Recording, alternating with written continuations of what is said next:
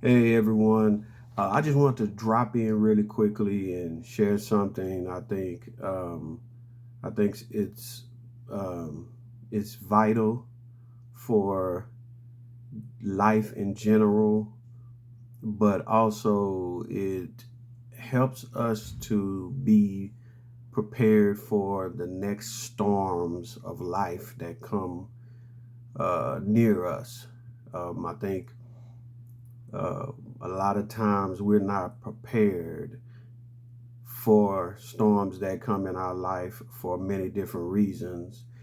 And I think that um, if we assess the damage, right? So, in a real physical storm, damage is assessed to, if it was a hailstorm, we look at our cars and see how much hail damage we took. We look at the roof of our homes. We look at all kind of things like that because there is going to be physical damage that is observable um, to the things that are around us. Um, if there's a flood or something that caused there to be an abundance of water, we look for flood damage in the carpet and in the um, wherever. So we assess the damage afterwards and we begin to see how prepared we were not in those situations. I think just in life in general, we can begin to do some of those things for us mentally, emotionally, spiritually, all of these different other areas of life. Um, Typically, we're not prepared. If we are honest, we're not prepared at all for when things come up against us, and so I think it's important to discipline yourself. Start learning to discipline yourself if it's something you've never done, to get prepared for what is going to come, because storms are going to continue to come through our life. Trouble is going to continue to come in life. And one story in particular that I like to share with people is the reign of King Asa in Second Chronicles chapter 14. And I like to share this when you on your own time. Let me say this first. On your own time, read Second Chronicles in the Old Testament, chapter 14, the entirety. Um, and I want you to see how God works um, through those who, in time of peace, right? When there is no trouble, there is no war, there are no storms of life. Um, Asa made sure things were in place for when the trouble came later on. And so let me just read a little bit about this. Excuse me if I mispronounce some of these names. Um, Starting at verse 1, Second Chronicles chapter 14. When Abijah died, he was buried in the city of David. Then his son Asa became the next king. There was peace in the land for 10 years. Asa did what was pleasing and good in the sight of the Lord his God. Just listen to all of the stuff that he did. So that's the first two verses. Now I want you to listen, starting at verse 3, what he begins to do that is evidence that he did what was pleasing in the sight of God. He removed the foreign altars in the pagan shrines. He smashed the sacred pillars and cut down the Asherah poles. Um,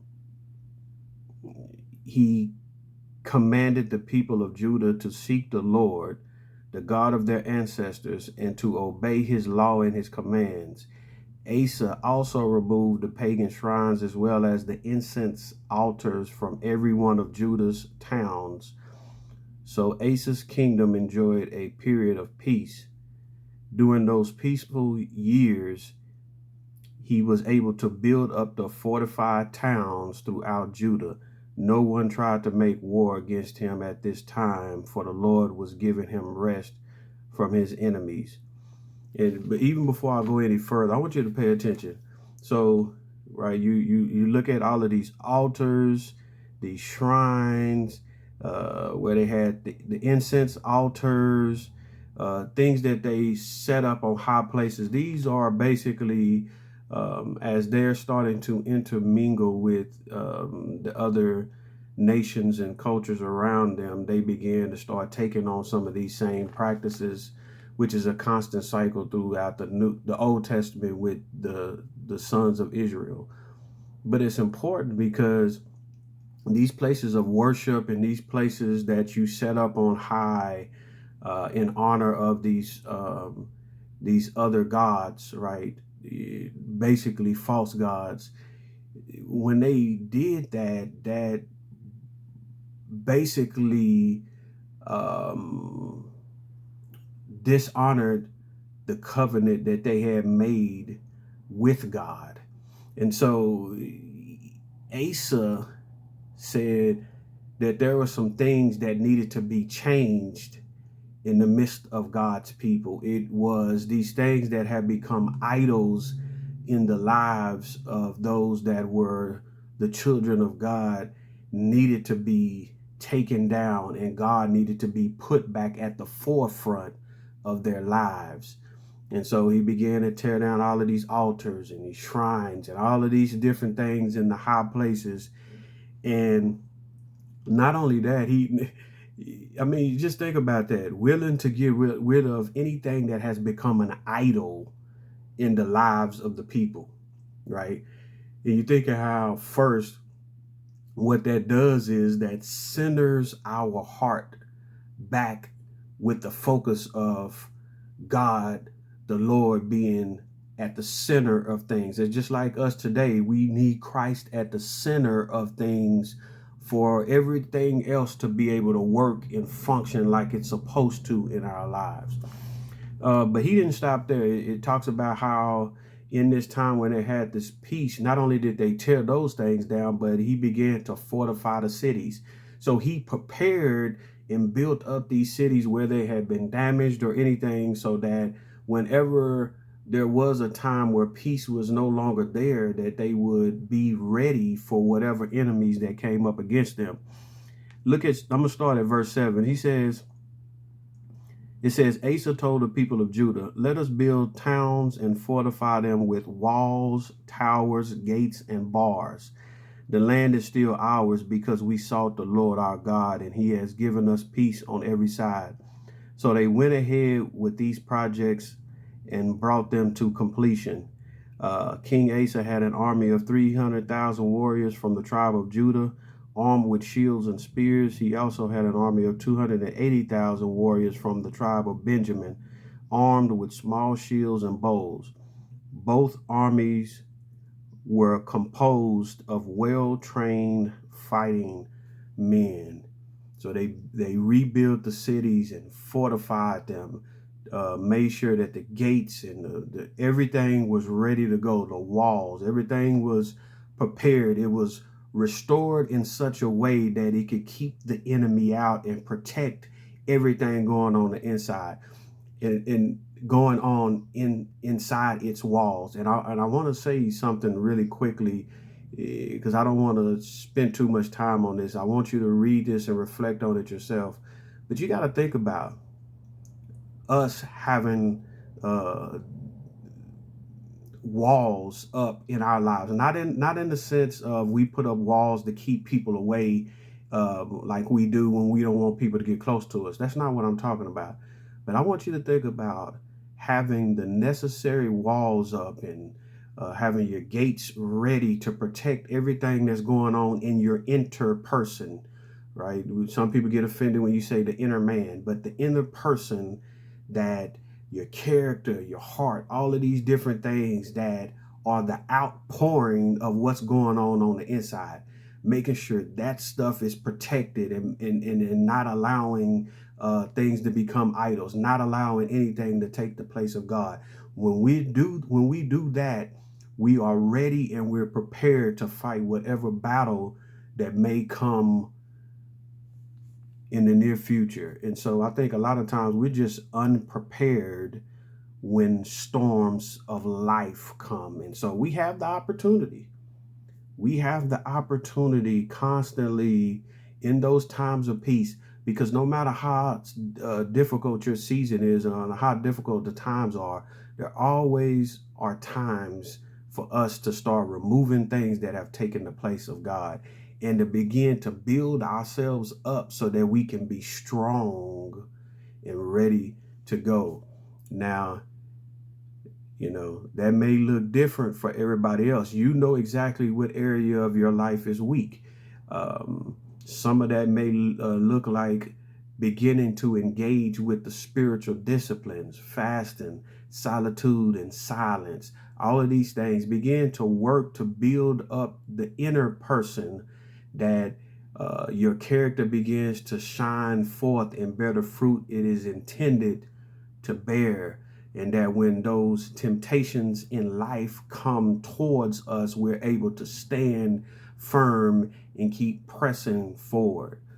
When you get down here to verse 9, it talks about this this Ethiopian army that's getting ready to march up against them. And I love in verse 11, it says, Then Asa cried out to the Lord his God, O Lord, no one but you can help the powerless against the mighty. Help us, O Lord, our God, for we trust in you alone. It is in your name that we have come against this vast horde. O Lord, you are our God. Do not let mere men prevail against you. It says, so the Lord defeated the Ethiopians in the presence of Asa and the army of Judah, and the enemy fled. Asa and his army pursued them as far as Gerar, and so many Ethiopians fell that they were unable to rally. They were destroyed by the Lord and his army, and the army of Judah carried off a vast amount of plunder. You see, when you're prepared and you have built yourself up in a certain way to put your trust in the Lord, knowing that when the time comes, the battle is not yours alone, but majority of what's going to be taken care of, the stuff that you and I cannot handle, is going to be the Lord's battle. We do our part and he takes care of the things that we cannot handle. And to exclaim in front of the rest of the soldiers and in front of the rest of the people that we're going to trust the Lord, and being able to cry out and call on the Lord for help in the midst of that battle is an example that we need to follow. Confidence and hope in the midst of that situation, it didn't come just spur of a moment. It's something that was developed through that 10-year period of peace, understanding that God needed to be first, understanding that there needed to be some building up so that I'm prepared for whatever the battle is.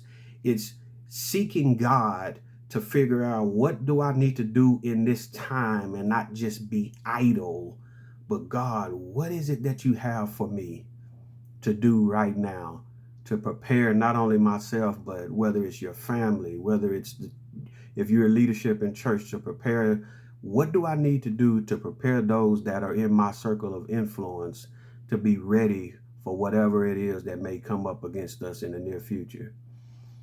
Something to ponder on. This is one of my favorite scriptures to go to when we want to talk about assessing damage and getting ourselves prepared for the battle or the road ahead. 2 Chronicles chapter 14. Just check out the whole thing and meditate and reflect on that. And as always, grace, mercy, and peace be with you.